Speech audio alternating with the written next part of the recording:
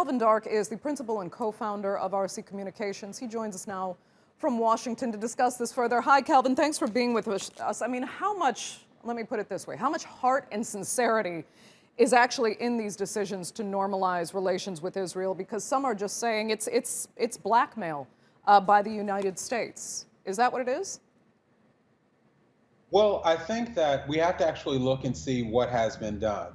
Obviously, the Trump administration has its own agenda for kind of brokering peace in a piecemeal fashion, going country by country.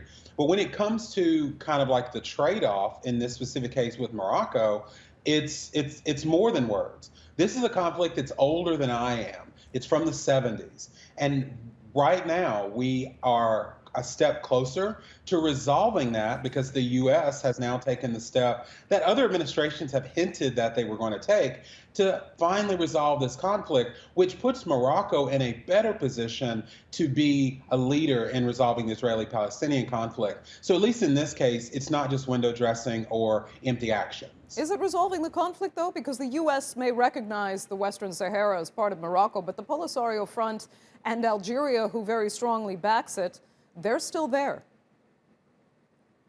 Yeah, they're still hanging on, and I think what this is going to show is that Morocco has invested and has protected the rights and the economic development of the Sahrawi refugees that live in the Moroccan-controlled Western Sahara. We don't know all of the human rights abuses and whatever else is going on in these refugee camps in southern Algeria held by the Polisario. But what we now know with the United States, member of the Security Council, is that we're finally recognizing that this conflict has gone on too long, and we now need to arrive at a compromise. And the only compromise on the table is the one Morocco presented. And I think it makes things clearer to get to a solution, because otherwise, what reason does Algeria and the Polisario have for continuing this conflict? Okay, well then let's look at Sudan. You know, for example, they made it clear very early on that they found it completely unjust for the Palestinian people, and they said they did not want to be pressured into normalizing ties. Yet here they are. And what do you know? They've been taken off the U.S. list of state-sponsored terrorism, which means a whole, front of economic opportunities opens for the country.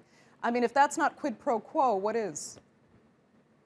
Well, I think it's a little nuanced because in the case of Sudan, and also this applies even more so to Morocco, is I was reading the King's statement, and I firmly believe this, that while this does make a step towards, obviously reestablishing diplomatic ties with Israel, that's a win for Israel and for the Trump administration, but it doesn't change how Morocco is going to advocate for the resolution of the conflict and fight for the Palestinians. And I think in the case of Sudan, it's the same way. Did they get something that they really needed in exchange for this recognition? Of course.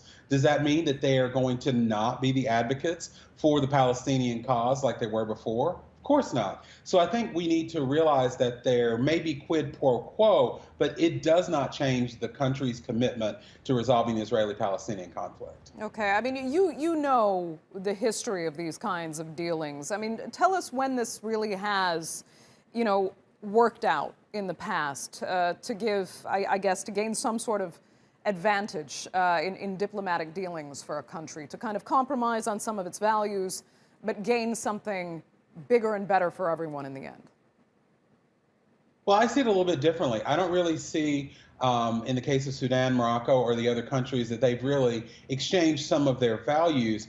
I think that they have accepted trade-offs that put them in a much stronger position, in the case of Sudan, economically, and in the case of Morocco, finally not having to expend so much energy and time over this conflict that's lasted for 45 years.